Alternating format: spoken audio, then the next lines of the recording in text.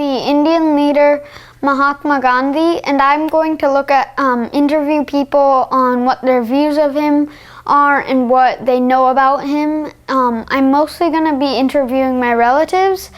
I'm interviewing them because most of them lived during his time, and my grandfather met him, and so I just want to know what they know about him, and so I can expand my knowledge. So, my perspective of him is what I've heard is that he was the nonviolence movement. He did all this good stuff, but my aunt told me that he was that she describes him as a disobedient man, and I agree because he was disobedient to the wrong laws that the British made. And so that is what my perspective of him is, that he was a good leader, but also he didn't just say, I'm just gonna sit here and watch everything fall around me. He said, like, if there's something that is happening that's wrong, even though he isn't the biggest friend of violence, he said violence would be do something. Basically, if you see if the whole world is collapsing around you, then you should do something. You shouldn't just sit there. Formulated some questions I want to ask the people I'm interviewing. The questions are, what is your perspective on Gandhi and his teachings? That's question number 1. So I'm going to give my view of him.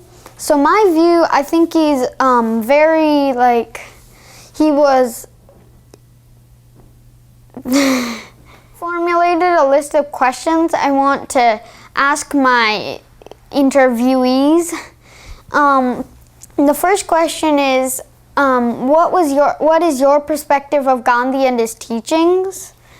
And so I'm going to answer this based on my knowledge. I feel he was a pretty disobedient and helpful man to the country of India.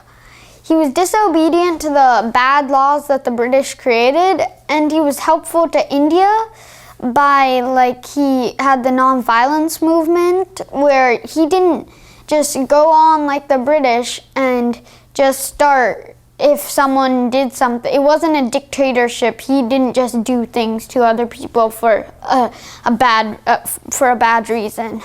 Though he didn't also let it go.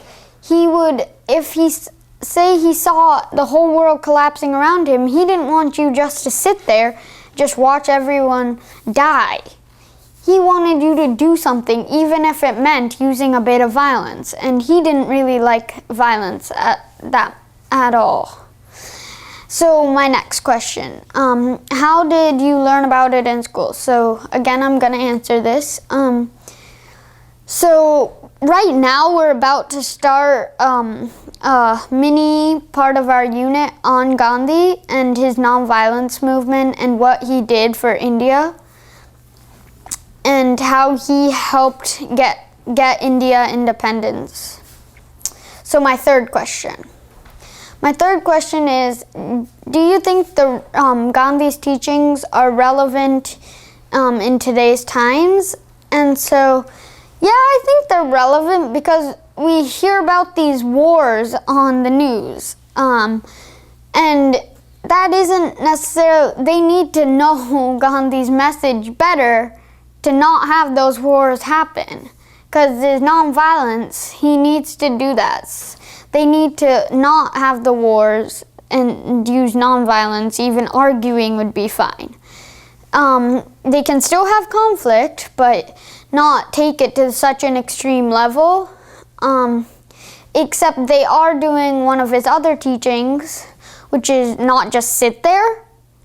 They are doing that, but they're doing too much of that. They're overexerting themselves to the other person, to the other country or other subject.